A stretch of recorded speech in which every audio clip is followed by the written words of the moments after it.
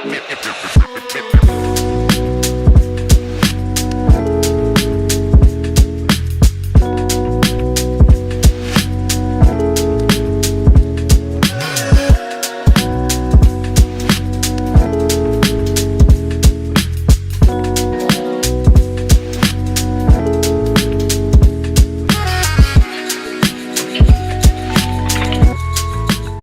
man, the myth, the legend. I'm not talking about Sean Payton. I'm not talking about Caleb Williams. I'm talking about our very own James Palmer is joining us today. Tardy. It is a brutal situation around this spot, man. No joke. Todd, where'd you park?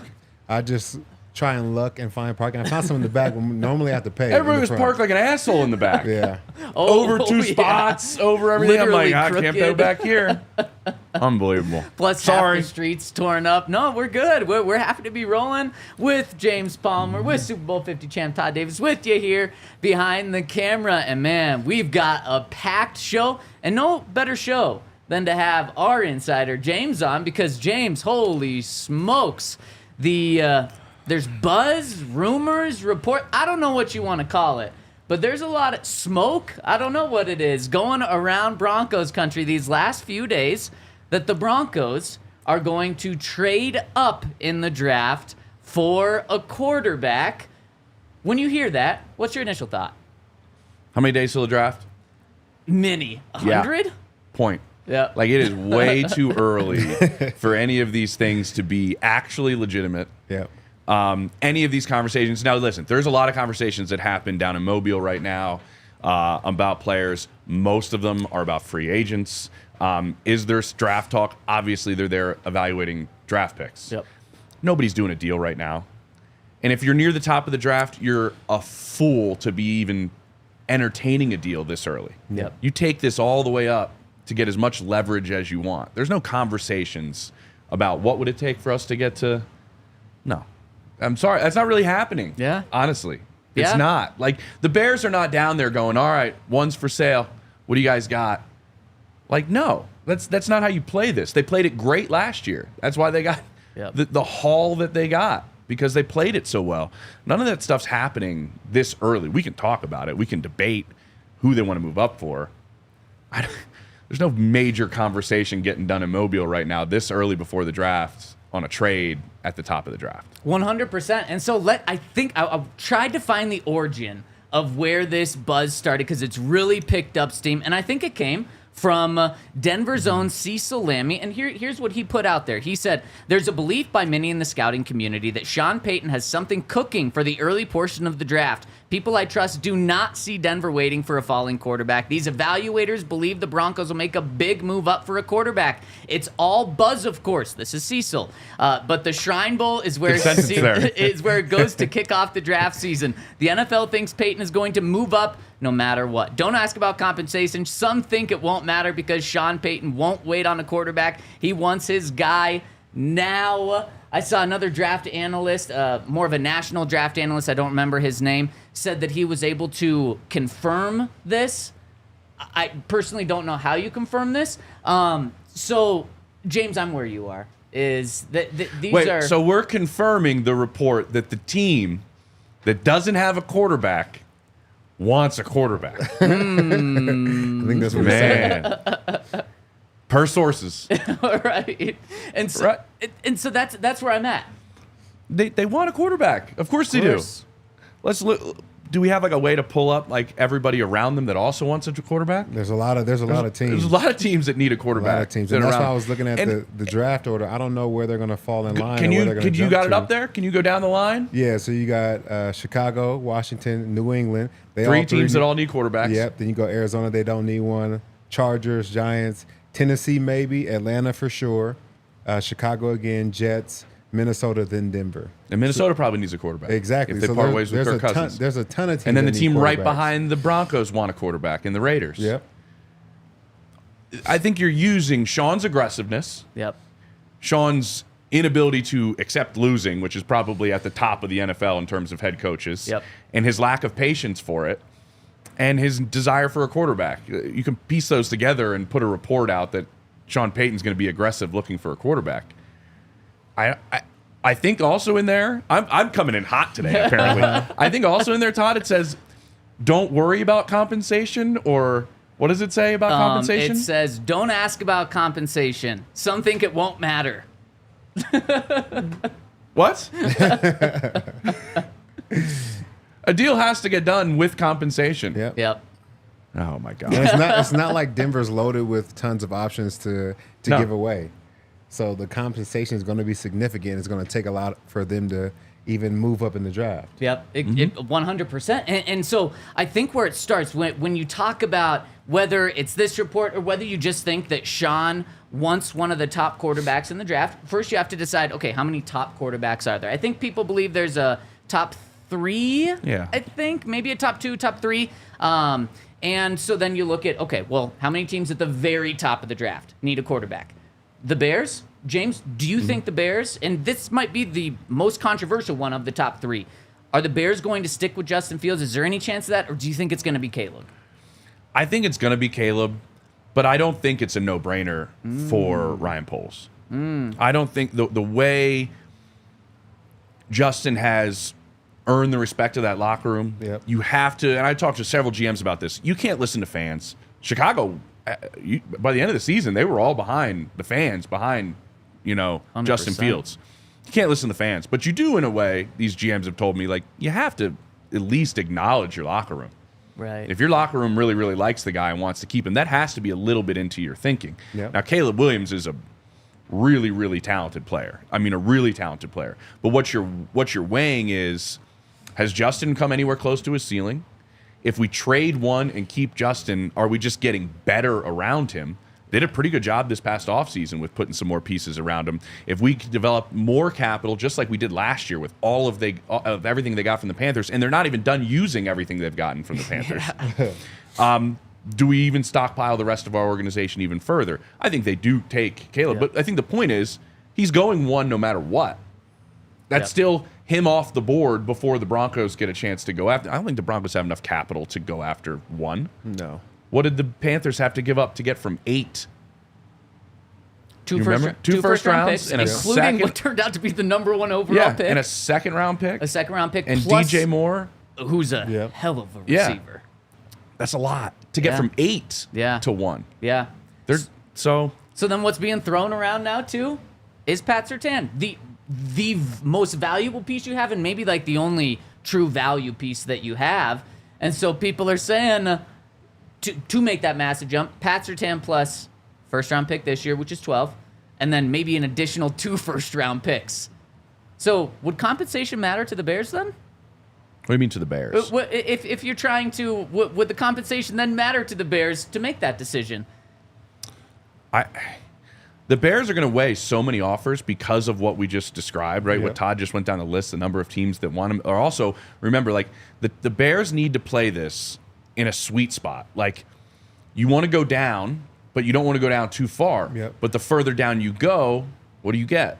More compensation, right? The further back you go, you're going to get more for that pick. So you got to find that sweet spot about how far you're willing to kind of go down. They're already sitting there at 9, though. So they already have a pick in that range. And then how far back do you go to get as much for the pick as possible before you go further back than you want to? It's kind of like you have all these calculations in every building, and they weigh all of these. But I guess I don't think that's, I don't know. I don't know if that's enough unless you think, I don't know. I think I would have to weigh a variety of them, and are they a corner away? Right. They have a really good corner in Chicago right now. Really should have been a Pro Bowler this year. I don't know. I don't know if Pat. I don't think Pat pushes a deal over the edge. In all honesty, do you, Todd? I think he can, but you need a lot more to go with it, not just Pat. Because you're about to pay him too. Exactly. Good point. Because he's eligible for a contract right now. Yeah. So you're gonna have to pay him top of the market. Top of the market. Yep. $25 million a year. And that's typically when you have to pay a player in trade value, you get bumped down a little bit. And like you said, I think the Bears have so many options. Like, I think a smart play for them would be just going to 3, trading with New England. Like, hey, we're going to take him if you guys don't trade with us. You're going to get at least a first-round pick out of that trade. And you can also get Marvin Harrison Jr. because Washington is definitely getting a quarterback. They have a lot of options instead of trying to come Like all the way Atlanta's down not to too 12 far guys. down to go. Yeah. Atlanta's a good spot. They're 8. That would be the same That's- trade they made. Exactly. Yeah, last year. What's such a good point about this and that you both have brought up is it's not just the Broncos. They're not the only ones in here. There's other teams that are Yeah. going to be making a push where maybe it's a lot more manageable. And in that scenario you pointed out, Todd, maybe the Bears drop from 1 to 3 and still take a quarterback at 3, Yeah. but they just picked up an additional first-round pick. There's so many options for them. And, saying that we're going to be aggressive, I think, like you said, that's not really new news. That's who Sean is. Sean we is need a aggressive. quarterback. We know that. Like, I'm not discrediting the article, but, I mean, that's kind of the common sense when you think about it. Right. Yeah. 100%. A team that really needs a quarterback with a quarterback-heavy draft is really interested in making a move for a quarterback. I don't know. But now Sean is really good, obviously, at evaluating the position. Yeah. Right. And we should be talking about what is Sean specifically looking for. Yep. What does he prefer in terms of traits? I mean, we have to remember, like, he was this far away from getting Patrick Mahomes. Yep. Like, he One wanted pick. him so bad. And Pat wasn't at the top of the draft. So I think you have to look at what he desires and then which one of these quarterbacks. They all don't fit him. They're all very different. Yep. And it's still really early. I know that's probably boring for anybody to listen to right now, but like the amount of evaluations that have gone on from a lot of people in buildings that are outside of college scouting are like just starting. Yep. You know what I mean? Yep. The coaching staff is just getting in to the weeds of these college players because their seasons have just ended. So there's still a boatload of evaluations to happen, but what does Sean want? Like, let's think about it. Like, what has he had? What has he been successful with? Well, and let's get into that. Yeah. And because there's not just the draft quarterbacks, and of course, Broncos could be really aggressive and trade up to get a quarterback. They could also stick at 12 and get a quarterback. There's also trades that they could do. Justin Fields could be available. There's also free agent quarterbacks, and you can be aggressive on those ends as well. So it's not just this one route. And I want to throw some quarterbacks your guys' way because it's not just who's the best quarterback available. As we found out, Russ can put up good numbers and seemingly be a good quarterback, but not fit what Sean Payton wants. So I want to get into all of the options at quarterback after I tell you about our friends over at DraftKings Sportsbook, where the Super Bowl lines are out, and they've kind of settled in, Todd. We're seeing the Chiefs be 2-point underdogs, and it started at like 2.5, went down to 1. Now it's settled in at 2. That's probably where it's going to be. So if you want the Chiefs to lose, you can bet on San Francisco at -125, or they're just a 2-point favorite. So if you think it's going to go San Francisco's way, you want to get in on that. You can also get in on draft odds right now. They've got, where would you guess, Todd, that Caleb Williams is to be the first quarterback selected? What the odds would be? 10,000 to 1. Yeah, pretty much. He's a lock. -800. Yeah. So you got to put $800 down to win 100 for Caleb Williams to be the first pick. That's why he's being talked about the first pick. As James said, whether it's the Bears, whether it's someone else, he's probably going to be the first pick. And if you want to get in on all this action, use the code DNVR over at DraftKings to get $5. You bet $5 and get $200 instantly in bonus bets. That's over at DraftKings. Must download the DraftKings Sportsbook app now and use code DNVR. New customers get the $5. If they place a $5 bet, you get $200 in bonus bets instantly. If you have a gambling problem, call 1-800-GAMBLER or visit www.1800gambler.net. New York, call 877-8-HOPE-NY or text HOPE-NY. In Connecticut, help is available for problem gambling. Call 888-789-777 and visit ccpg.org. Please play responsibly. On behalf of Boot Hill Casino and Resort in Kansas, 21 plus age varies by jurisdiction. Void in Ontario. Bonus bets expire 168 hours after issuance. See dkng.com/football for eligibility and deposit restrictions, terms, and responsible gaming resources. And shout out to our friends who are at Circle K and their Inner Circle membership. It's completely free. It's a great membership. It's an easy download. You can use the QR code on the screen, or you can download the app, enter your email and phone number to be fully enrolled. After that, all you need is your phone number to get tons of deals. The first 5 fill-ups of gas are 25 cents off. I need gas right now. The first 5 Polar Pops are I'm gonna free. get home. Every 6 free on several items such as pizza, roller grill, dispensary beverages, donuts, and more. Sign up with the QR code on the screen or go to www.circlek.com/inner circle for more information. James, your car might be running on fumes, but you're not. You're bringing the heat today. I am. Guys, we're just rocking and rolling here. Some national news coming down, and no better person to break it down. The Seahawks are hiring Mike McDonald. McDonald as their new head coach. This seems like a little bit of surprise. A little bit. This was, in a lot of circles, DQ's job that a lot of people thought. But it was a really interesting dynamic there because as opposed to the other openings, this is a team that didn't need a massive cultural shift, has a pretty decent group of young players, is not looking to completely rebuild. And the guy who has obviously been the identity of that organization forever is staying with the team. So a really kind of weird setup there because John Schneider, the general manager, is I think he's really, really good at evaluating talent in the draft. But this is our first time really seeing him run the show in Seattle in terms of other decisions because Pete has always been a big part of it. And everybody around the league was curious if this is going to be, do we stick with kind of Pete's way or does John go and pick somebody kind of the opposite, right. But Pete's still in the building. Right. It's kind of a wild dynamic, and that's why people were looking at Dave Canales a little bit because he's been there with Pete before, and Dan Quinn because he's been there with Pete before. But Mike has climbed the ladder really, really, really quickly. His defense was brilliant this year, one of the best we've seen, right, Todd, in recent memory. For sure. In everything that they were able to bring. There is a little bit of a, can he lead an entire building? Sure. That is a little bit of a question. I find this to be a kind of a fascinating hire, in all honesty. He wasn't the only one on that side of the ball that really turned a lot of heads either. Anthony Weaver, their defensive line coach, his interviews with Atlanta went phenomenal. Really, really, really well. So I wouldn't be surprised if maybe he takes a step up on that defensive side of the ball in Baltimore. But this is a fascinating one. This is kind of the surprise. We've had two surprises in the last 24 hours. Ben Johnson saying, I'm staying, which everybody was like, I was told Adam Peters, whoever he wants to be the head coach, that's how the Commanders are going to do it. And obviously his relationship with Ben, everybody thought that was just a no-brainer too. So the last two that were left, we all thought one thing, and now kind of something else is kind of happening. How risky is it for Ben Johnson to pull himself out of the race 2 years in a row? Yeah.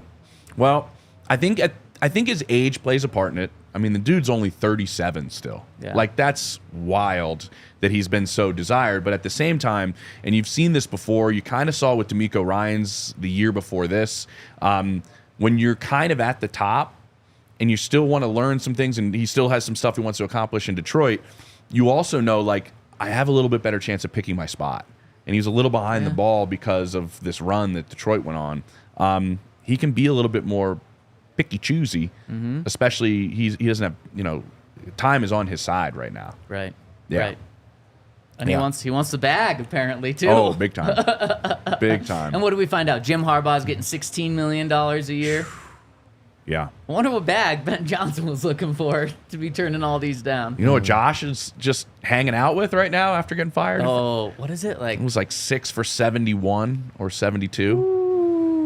Just hanging not too out. bad. Just hanging out now. Good life. Man, if you can take it, which I know a lot of head coaches can't take it, but if you can take being a fired NFL head coach, maybe the best gig out there. Because if you want, there's I think another, fired college coach is pretty dang good That's too. pretty, yeah. Well, that's really true because you're getting even bigger deals. Yeah, then. and the deals are longer a lot of times. Yeah. I mean, Jimbo Fisher can just sit there for an eternity collecting money. Yep. I like fired college coach. I mean, it stings for the first 2 weeks. After that, Yeah. Yeah. you got to be over it. Yeah. The money keeps running in. Yeah, you see the bank account, and you're Yeah. like, okay, yeah, this is good. If I want to work, I can get a coordinator job anywhere I want because that's how the NFL works for the most part. If I don't want to work, I don't have to work ever. My kids never have to work. My grandkids never have to work. Yep. It's not a bad gig to get. Really quick, on this line, is there any similarity with Pete? I know he was a head coach staying in the building, and John, when he kind of stepped up in the organization in terms of just, that old guard is still there, and it might help, might actually be a hindrance in any way? Yeah, that's an interesting dynamic I didn't really think of. We don't know exactly what Pete's going to be doing. I heard the word czar, which is an odd term to use in football, but You know what kind of happened is he was ready to retire. Then obviously Pete and was kind of like, I kind of want to stay, but they kind of already had made the decision. I think he's going to be overseeing a lot, but I think he is going to kind of let John run things, and I think that has to happen honestly if you want to turn this over. Obviously, he became the general manager essentially, and he was making all the calls. Pete is not doing that. John Schneider's making all the decisions. Okay. Now, if he wants to be a sounding board for either Mike McDonald or for John Schneider, he can be that for sure, and he's in the building to do that. And I think he's the type of, like, I don't know, Todd, how many guys you know that played for him. Like, he's the type of guy that you just kind of want that juice maybe to kind of stick around a little bit, but he's not going to be making a whole lot of decisions. Right. No, but I think he does need to play the background because he does have such a big personality. Good point. You don't want guys looking around and trying to figure out who's running the show here. Yeah. So I think that juice needs to be kind of off to the side, giving his input, but not like in front of the team giving speeches or anything. Seeing him from afar, that might be hard for him to be in the background type of guy. Pete's wild, man. The oldest coach in the NFL that seemed like the youngest coach in the NFL. I think Andy Reid's the oldest now, I think. Yeah. No Belichick. Yeah. Okay, let's jump into these. Since we were talking about the college guys, let's talk about them. And would they fit? Oh, I thought you were going to do the free agent quarterbacks. Oh, we'll get to them. Okay. But you want to start with free agents? Well, my personal opinion, what is... Okay, go ahead. No. Let's I'm not going to produce your show, Zach. No. I like that because you know what? Free agents are first. Okay. Free agency is going to be the first route. And so there's two big names that will be on the market, big money quarterbacks, Kirk Cousins, Baker Mayfield. If the Broncos are in the running for either of those guys, it means Russell Wilson is no longer on the team. But with Russell Wilson no longer on the team, we know that the dead cap hit is just enormous. Could either of these guys actually be options? Well, what Sean has been good at is pushing money down the line. Yeah. I mean, they were the best at it in the world down there in New Orleans. And, interesting enough that one of those New Orleans kind of cap guys has found his way to the Broncos in the last couple of days. They are very good at figuring out a way to manipulate money. This league has a salary cap. It does have dead money. There are ways around a lot of things. If you wanted Kirk Cousins, you probably, in all honesty, even with the $80 million plus that you're dealing with, that's probably going to be spread out between 2 years, you could find a way to make something work. Yep. You really could. Like, it sounds crazy, but you probably could find a way if you were able to maneuver things enough. What's really going to happen, though, is with this dead money is you're going to lose other players on your roster. Right. Like, I don't know how they keep Garrett Bowles on this team. Yeah. Right? I know Garrett thinks that. Right. You know what I mean? Like, can't pay everybody on the offensive line. You're going to have this much dead money. You got to, so there's other spots that are going to take a hit, but I think you could make a free agent quarterback work. I really do. Just because Sean has been a part of that, just kick the can down the road forever. They did it with Drew Brees just time and time again. And that's exactly what a contract could look like. We talked about it, Todd, how players, and Kirk, it would work out for him because he'd get a massive signing bonus up front. So as a player, he'd get his money up front. But then by doing the massive signing bonus, that's where you can spread the cap hits out down the line. So maybe Kirk's cap hit is $5 million this year. You can, of course, absorb $5 million for your quarterback. If you keep pushing it, I mean, look at what Tampa made the playoffs. When we were all saying when Brady leaves, those void years that Tampa kept using, that Mike Greenberg was so good at down there, there was all these void years tacked on to guys to kind of set up the way that they were playing. Still made the playoffs this year. Yeah. And they're not in a great cap situation. You know what I mean? So it does hurt in certain things. I mean, they may not be able to bring back Mike Evans. Right. But you can find ways to kind of do the void years, do the other ways to kick it down the road, and you just keep doing that. Yep. And some teams had that philosophy because of the new rights deals that have happened. Yep. The cap just keeps going up in an exponential version. It's not going up like 10%. It's jumping. Right. So you're sitting there going, I can keep pushing money down because we have more money to work with down the road. And you know what's so funny is at the end of season press conference, Sean threw this in. He said, well, every team has cap issues every single year. No, just the teams that he's never really worried about cap issues. You're on. Exactly. Yeah. So he's not worried about that. If he wants a guy and he identifies Kirk Cousins as his guy, which I think makes a lot of sense in terms of what he's looking for in a quarterback, and maybe because he's coming off the Achilles, you do get him for a little bit of a discount. But Sean doesn't care about the price. And Todd, do you think that Kirk would be the type of guy that Sean would want? Are we trying to win Super Bowls or what are we trying to do here? I think Kirk's a good player, but Todd's going after Kirk's postseason but he's success. had every version of a team you could want. great offense, great defense, and wasn't able to get it done. I don't know if that speaks to him or not, but I don't know if that is something I think is going to bring the winning culture. And now we're going to win a Super Bowl with. I think he's had every opportunity to get a chip. And if we want to go down the road of like, okay, we're building a Super Bowl team, I don't necessarily feel like he's the piece of the puzzle to do it. That's just my opinion. I mean, he's never done it, so that's fair. Yeah. What about Baker? Does he fall in that same line too? Well, if Kirk doesn't fall,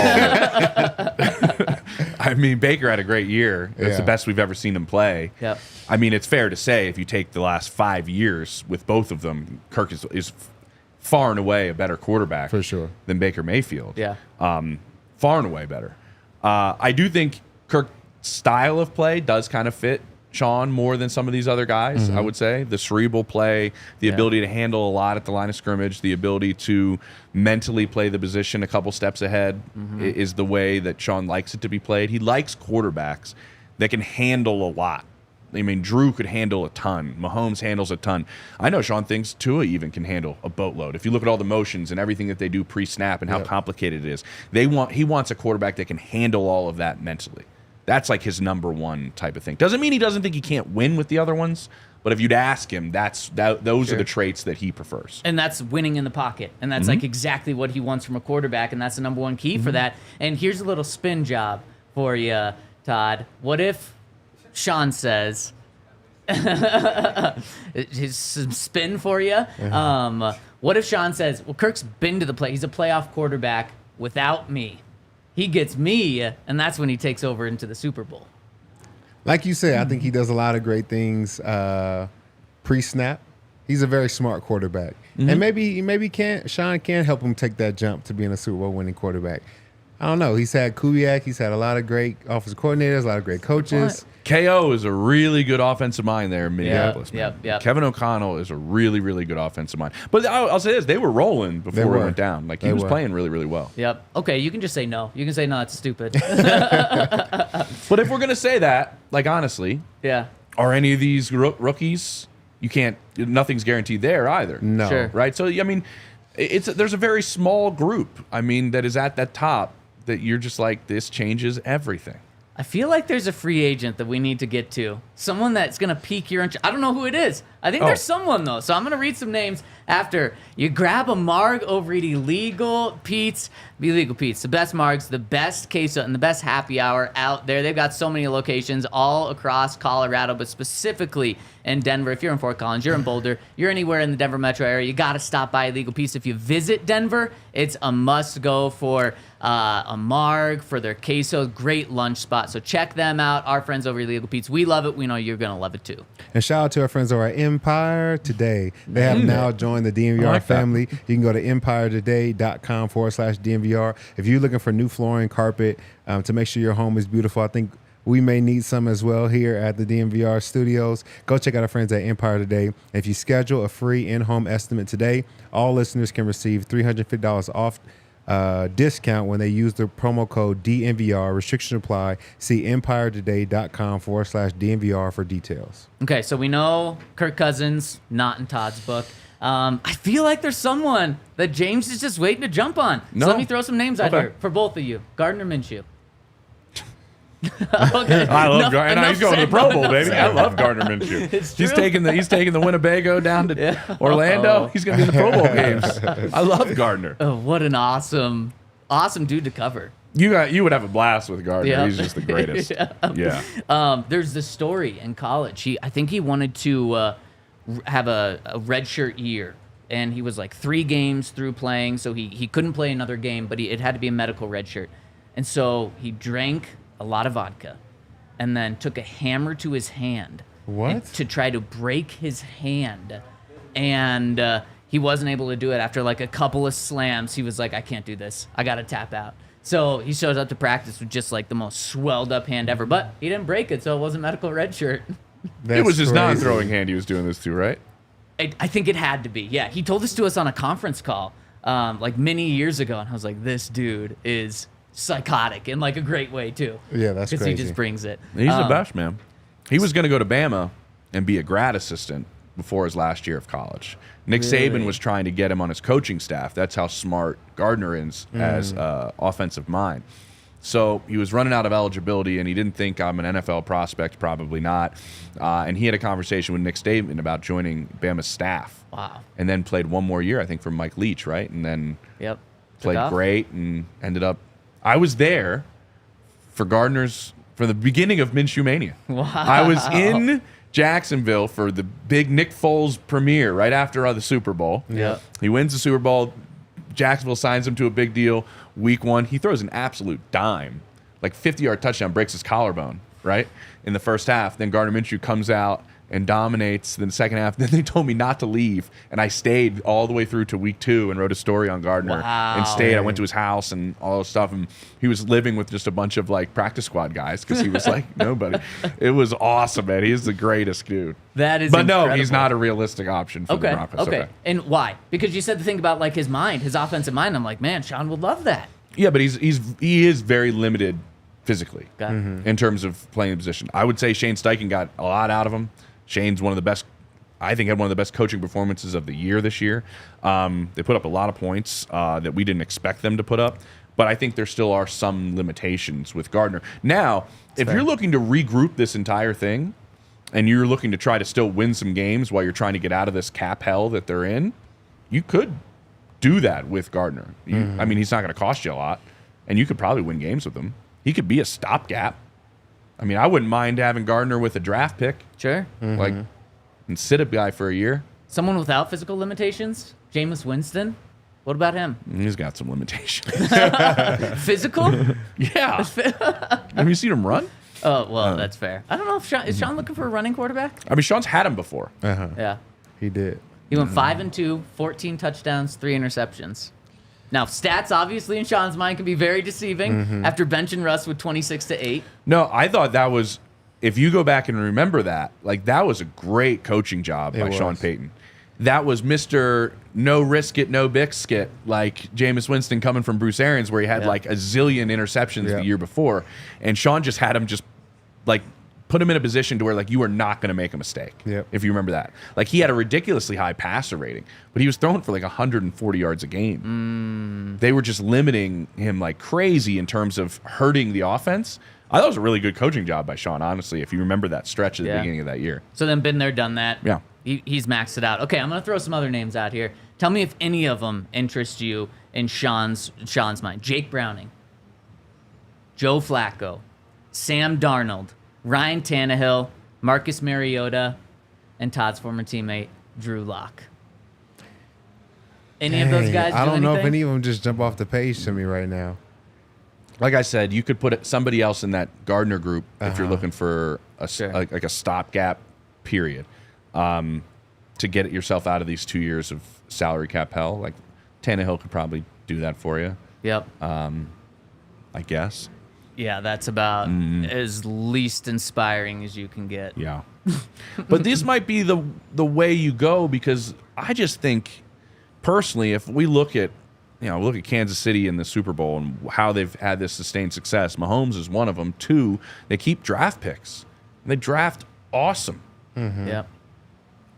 I mean, you're eventually going to have your quarterback, but you got to have a team. Yep. If they give up, Cecil has them trading up to 1 or whatever it is. You don't have any other players. Right. You got to start drafting well. Like, 100%. it's the whole reason why. I mean, not the whole reason. Mahomes is brilliant. Yep. But like, you look at that defense that Kansas City has. They're all draft picks. Right. And they're one of the best defense in football. Like, every guy is essentially a draft pick. Yep. So then, do you Start picking players. Do you trade for Justin Fields? I mean, I'm looking at these guys you could trade for. The names are Justin Fields, Kyler Murray. You can't trade for Kyler Murray because That of his contract. contract is crazy. Yeah. Daniel Jones, his contract probably also crosses him off the list. It's got some outs. It does? That deal does, yeah. That's true. It's a 4-year deal, but It's got a lot of essentially- outs to it, yeah. Yep. Okay, so I guess he might be on the table. Geno Smith, Sam Howell, Jimmy Garoppolo, Kenny Pickett, Mac Jones, Andy Dalton. I really like Justin Fields. I feel like he kind of turned the corner as an NFL quarterback this year. And then he's also had a lot of ups and downs. What was it, 3 offensive coordinators in 4 years? Like, it's a lot of turnover, especially trying to learn the position and play at a high level in the NFL. I think he still has the potential to be a good quarterback. And if the Bears are done with him, I think he's definitely somebody we should look at I mean, and I don't think he's going to be crazy expensive. Maybe, but I think we can get him at a relatively good price. So he's probably the most, if of the realistic options that they wanted to go with, he's probably the most talented player. Most talented option. does he fit with Sean? Some people around the league think he doesn't see it, like he just does not see it. There's other people. I know Baldy has said this on my show a bunch. Like he totally thinks he sees it. Justin is. Here's the thing: if you have a show, like say on a program like DNVR, and you want like ratings in Chicago, just talk about Justin Fields. I mean, the guy is a lightning rod because everybody has an opinion. Like kind of what Todd said. Like everybody has kind of a nope, he's just not the guy, or no, he just hasn't been given the right opportunity. He's been put in bad situations. Look at the talent. Like everybody has an opinion on Justin, one way or the other. And that's the way it is in decision makers around the league too. There are plenty of them that I've talked to that are like, nah, the kid just doesn't see it. Unreal athlete, this is not sustainable. There's other ones that are like, he is growing by leaps and bounds, and just wait, because he's got a monster arm and unbelievable athletic ability. He can hurt you a lot of ways, and if he keeps growing and learning, look out. Like there's not too many players that have two different schools of thought on him out there in the league like Justin does. So it's interesting. If Sean does have that thought, then it could be honestly maybe the perfect balance where you're not getting him for a 7th-round pick because he does have that talent, but you're not having to give up 3 first-round picks to go and get a rookie that you have no idea about. If Sean you're not giving up that much. Couldn't this be a perfect path to go get someone that still has that really high upside without having to give up multiple first-round picks to go trade for a rookie? I think so. I kind of treat it like the transfer portal. You got a guy that's played for a couple of years. He's not fresh off the boat. You kind of see what he could do, and you feel like you can elevate his game versus going and get a high school senior that you don't know still. He may be a 5-star on paper, but you don't really know if he's going to fit your system. Go get Justin Fields, man. Let's see what he can do. And I don't feel like he's had great talent around him. I won't say he's had the greatest offensive minds coaching him. He hasn't had continuity with the staff. I think he hasn't had a true opportunity to be great. Like, we've seen what a lot of these other free agents could do because they've had great opportunity and great coaching. I don't think it's been there for him. Man, Todd, it was something you said a couple of weeks ago that is selling me more and more on Justin Fields. And it's the one game that maybe he looked the best as a pocket passer. That first half against the Broncos. Exactly. He was awesome. And Sean, when they promoted Jarrett Stidham to be the starter, he kept pointing to the San Francisco 49ers game with Jarrett Stidham. He kept pointing to one game as why he liked Jarrett Stidham. Now, there were some other things, but he kept pointing to that game. And so if Sean's willing to do that with one guy, he was firsthand seeing what Justin Fields did to the Broncos. He was dicing us up, man. He was looking like he needed to be in the MVP race. Yes, he really did. It's going to be that would be interesting though, because what we have seen, and there's different ways of thinking. I brought up Dave Canales earlier, who got the job in Carolina because what he did with the last 3 quarterbacks he was with, and they're very different. And Russell Wilson, Geno Smith, and then Baker Mayfield. And having the ability to adapt and mold his offense, I've talked to him at length about this, to his quarterback strengths, like changed everything he did from with Geno Smith to when he got Baker. Oh, what is Baker like here? Oh, he likes this and this. When he steps back and he plants that foot and rips it, oh, I know he likes that. Let's build off of that. Let's eliminate these other aspects. Let's mold this all towards him. I don't know if that's Sean. Sean has his system. I don't know. I can say that Sean did it. He had Drew Brees, then he changed for Jameis Winston. He changed for Taysom Hill. He changed for Russell Wilson. And he made all of them look great, but none of it was exactly. I mean, none of it was exactly what he wanted to run, like how he ran it with Drew Brees. But I think he was able to adapt his system. Russell Wilson had, what did he have? Picks to interceptions. It was like 26-8. 26-8. Like, that's a phenomenal year. Sean didn't like it because he couldn't make the on-time throws, and then he kept putting the team in like bad positions. But he made Russell look good for the most part. I think he could do that with most quarterbacks now because he has options. I think does he want to do that? That's my point. Yeah. Like I'm not saying he has an inability to do it. I was describing Dave as like that's a massive strength. His offensive identity isn't really established like Sean's. Right? It's kind of like it molds so to every guy, and it's more towards the quarterback. Sean has a lot of success in what he does. Doesn't mean he can't change and adapt. He can. There are plenty of open receivers this past year. But like But him moving on from Russ kind of shows you, does he want to do that? Yeah. I think that's a great point by Todd. Yeah, yeah. So now, when it comes to the draft, are there any guys that you think Sean identifies and says, that's my type of quarterback? Because there's potential 5 first-round picks in this draft. Obviously, 3 that you probably have to trade up for with Caleb Williams, Drake Maye, and Jayden Daniels. Maybe J.J. McCarthy, Michael Penix, or Bo Nix fall to you at 12. Are any of these guys ones that, Todd, I know you identified Michael Penix as your guy. Yeah. Do you think he fits? Is that the type of quarterback that Sean's looking for? Or when you feel the buzz out there that the Broncos, that Sean wants his guy, who is that? I think it could be Penix. I think it's any of these quarterbacks that are very smart, can make on-time throws and accuracy. I think it's less about athleticism and that power that everybody likes to talk about. Oh, this guy can throw a 90-yard bomb. Yeah. So what if it's off target and it doesn't connect? It was a hell of a throw at that BYU Pro Day. I was gonna say Oh, my Zach God. Wilson. That's that Zach Wilson, the second-round pick. Yeah, Second overall pick. I think he wants a quarterback that can make the tight throws and windows, and then also diagnose defenses and put things together. So I think it's Penix. I think in some ways, I think it's J.J. McCarthy based off of what he's had to do at Michigan. Yeah, I think there's a couple quarterbacks that could do that. And I think Caleb Williams could be anyone's quarterback. sure, Like for he has sure. all of the traits, running, the mental, everything. So, but he's going number 1 overall. So Yeah. unless you can make that trade, which is going to be very difficult, probably not. A guy I think is going to pick up a lot of steam is Bo Nix, because I think he's great at reading the entire field. He did that at Oregon. Short and intermediate throws. Masterful at, maybe that's too much of an overcorrection for what we saw with Russ this year. And he does have a strong enough arm to get that deep stuff too. And that's a guy where it's kind of the opposite of the buzz right now. You don't have to trade up to go get Bo Nix. And if you're trading up to like 10 to go get him. So it's not a massive overhaul, but that's a guy that I think is going to pick up a lot of steam. Okay. I'm full discrepancy. JP's Yeah. still in Super Bowl mode. Yeah, that's very leaving true. for Vegas on on Sunday. So I've not done any work on quarterbacks yet. Once I get back from Vegas, I'll sit here and I'll give you everything that people have told me about these quarterbacks. Love but it. I will say, I'm scrolling through while I was still listening to you guys, so I was multitasking. But I was scrolling through my man Daniel Jeremiah's top 50 that just came out yesterday. Yep. Right? He's got the top 3 are all the way up there, right? Caleb is 1. I think Drake Maye is like 4. Okay. And like we got the Heisman winner at like 5. And then you drop all the way down to 23 for Bo Nix. Yep.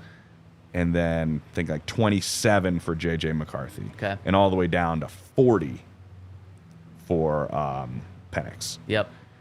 So if you're at if you're going off of like DJ's early look, Yeah. you could probably sit at 12 Yeah. and get one of the next 3. Yep.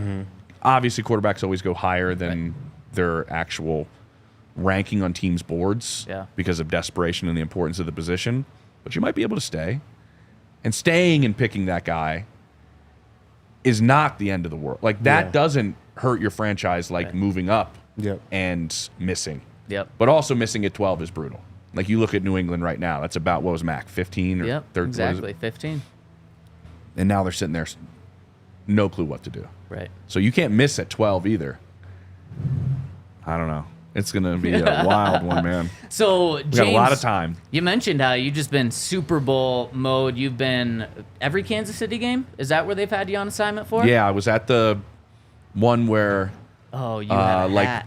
like my entire genitals went up inside my body when it was negative 30.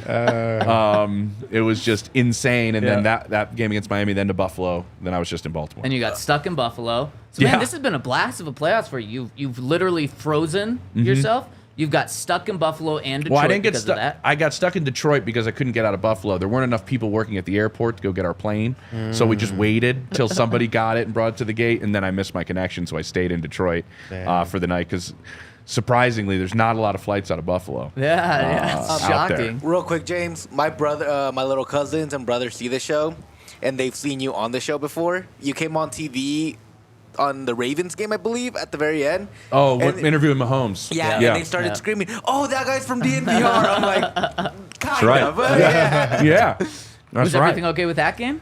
I mean, you were the one to break the Justin Tucker, Oh man, Patrick that Mahomes, Travis video's, Kelce. video's got some views, man. Yeah. They were talking about it on New Heights today. Yeah, I just snapped a couple videos of what was going down. Let's ask the former player. All right. So Justin Tucker, you probably saw the videos, right, Todd? Yep. Everybody has. I don't know, like 50 million views or whatever it is. No big deal. Ooh, big time. Like he's trying to warm up on the goal line right in front of the opposing quarterback. He does this every single week. I talked to players on other teams that drove them absolutely nuts. And he does this to get under your skin. Yep.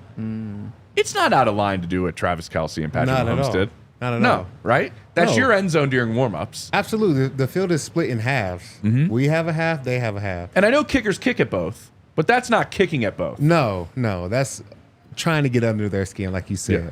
And I think he was rather nice about it because I felt like with some other teams that I've been on, we would have made like more of an issue and Would made you have? sure. Yeah, he probably would not have even been able to get past the 50-yard line after that. Like he would have been forcibly removed to the other side of the field. And Patrick Mahomes said, he said, I've only had this issue 3 times in my career where there's an opposing player, because I warm up here every single time, the 3 times I've been in Baltimore. Yeah. Listen, he does this. It's funny.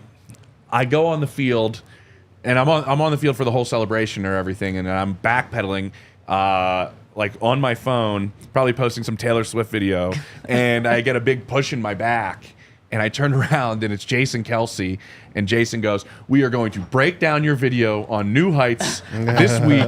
He does that against everybody. I was so mad with him when he did it against us. We are going to do it. And so the other part that he brought up to me was like, it's a safety thing. Like Pat's dropping back, and his eyes are downfield, and he's throwing, and Justin Tucker has multiple footballs lined up, like right where Pat's feet are. Yeah. Like, and his helmet. So they asked him to move, and Justin Tucker, I was told this, was like, fine, I'll move.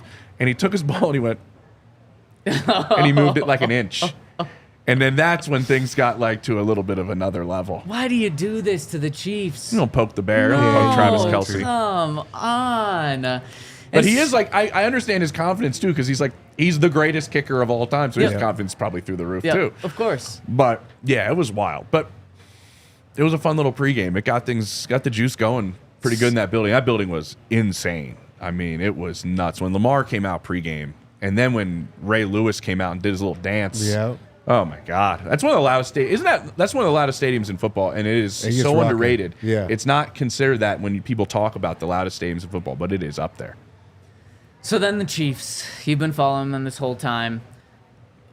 What do the Broncos do? What does a team do, especially the Broncos, in not a rebuilding mode, but kind of taking a step back mode? What do you do to not compete with them next year, but compete with them for the unfortunate reality that we're quickly realizing is the next 10 years Yeah. of this guy, of Patrick Mahomes? the greatest player to ever play in the league. Like, I think that's safe to say now, and the guy is 28 years old. And I don't think it's hyperbole at all to say it's the greatest player to ever play in the league. Tom Brady is the GOAT. Yes. Pat just hasn't played long enough yet. Like, you go look at their first 5, it's been broken down. Like, it's very similar. And then till you get to like touchdowns and interceptions, and Pat has like 150 more and like 30 less picks. Wow. But I think Brady had three titles and Pat has 2. But anyway, how you would compete, how you would compete. Yeah. And I think what has happened outside, and I know it's just saying outside of the best player we've ever seen. Yeah. I mentioned the draft picks. Like, they knew when to rip the Band-Aid with Tyreek. And they were like, we should probably make this trade. This is not going to make us better as an offense, but we're going to take a step back. We're going to be better as a team.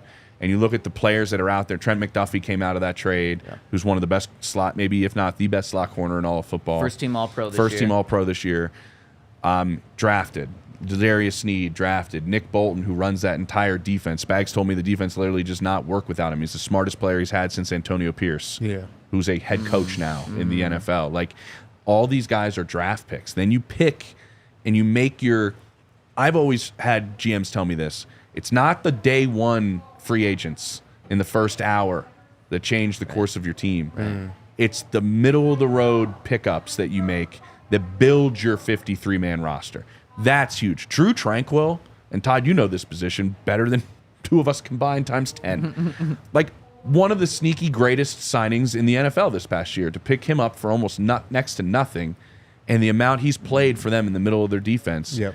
That type of pickup. Justin Reed was like not a first-day free agent, and look at what he's doing, as leader of their secondary. And then you were really smart on the back end of the draft in certain positions, like running back.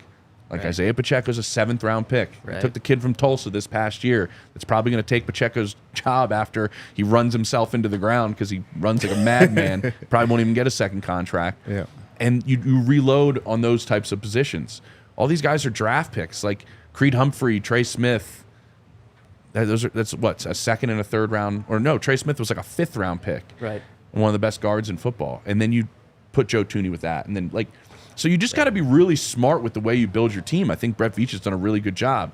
But you can't be behind the 8 ball while you're doing that. That's the issue. The Broncos are behind the 8 ball right now with their money situation, and they don't have the quarterback figured out. Obviously, all this stuff's easier to play when you figure out the quarterback spot. For sure. And their success early on, Pat was on a rookie deal. That is a different deal. Right. I'm talking about building your team now when you have to pay the quarterback, So like they have to do. When I hear that, I think like, maybe the ideal plan is to truly rebuild. They do.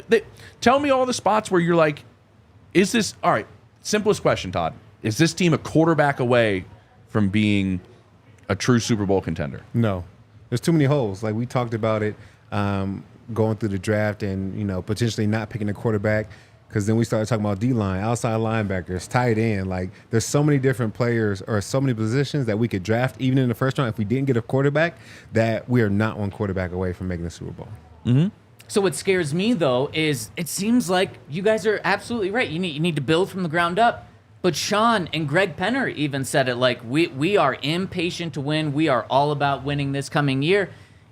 Can you do both things at the same time? I feel like we've got two competing interests going head to head here. Well, the Chiefs were pretty good before they got Mahomes, Yep. if you remember. They had to trade up to get to 12. Like they Right. weren't picking at the top of the draft, when they got Patrick. So The Bills regret that Alex trade. Smith, Alex Smith was playing pretty well. Like They were- when they did, they were a They good were hell team. of You a played team. against them. Hell of a team, yeah. Yeah, the team was good. Like it was a good team. The sustained success though is through the draft. It has to be. There's too many contributing factors to a team's success, right, Todd? Like you played on a pretty complete team, like with a good quarterback and without a high-paid quarterback. Yep. And you can be successful without a high-paid quarterback in some sense, but you got to have a pretty complete team, even with a good quarterback. Yeah. So it's on George Payton, Yeah, which is Completely. fair. It's on the general manager. Yeah. He's I think he's drafted well. I think so too. I just don't know. He hasn't drafted well in the positions that you need to be great at yet, which is O-line and D-line. Running backs, he's done a good job. Returners, corners. He's done good, like kind of all the way around. Just I think besides Cushenberry had a good year this year, but I think that we need more in the trenches to really be a good team. You know how you become good at drafting in the trenches? You actually have to draft in the trenches. The Broncos haven't drafted an offensive tackle since Garrett Bowles. And I'm not talking like first-round offensive tackle. I'm talking about offensive tackle, Dang. which is wild. There are teams around the league that truly believe you should never go a draft without drafting at least one corner and at least one tackle. They're, right, Todd? Like there are plenty of teams that are like, I don't care if we picked one in the 6th. Yeah. Right. But like we should pick a corner and a tackle in every draft. Yep. That is a philosophy in a lot of buildings.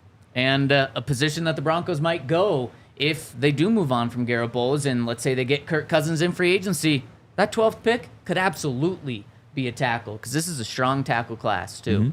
So, James, this has been a strong show. Thanks for joining us, my Yeah, friend. I felt like I was kind of a downer. No. But that's the reality I think fire. we're in You're right keeping now. it real, baby. Yeah. Appreciate that, Todd. I missed you. We might be on the same flight to Vegas on Sunday. Really? Yeah. Afternoon, Southwest? No. Maybe not. Okay. Yeah. Oh, no. No, I was kidding. I you didn't got- take Taking it. the PJ? You got the No. I got to the be there Penix PJ? early. I'm on a United flight in the morning. I got to be there early on Sunday. You're going to spend the weekend at the Super Bowl? Oh, yeah. We leave Nice. Friday, though, so we're not there for the game. Are you Okay. staying for the game? Yeah, I'll be on the Yeah, sideline. of course. Oh, big flex. 9 Man. straight, bro. Yeah, yeah. 9 straight. I love it. I love it. You and Taylor at the game. She'll be there. Yeah. I guess. It was a big report by Ian on Yeah, our it show was, on it Sunday was. that she will get there. I don't know. So I don't maybe really we'll care. catch up with you next week in Vegas. Love Yeah. having you on. Let's do it. Love having you on. We'll be back tomorrow, 11 a.m. We all silly like the mayor.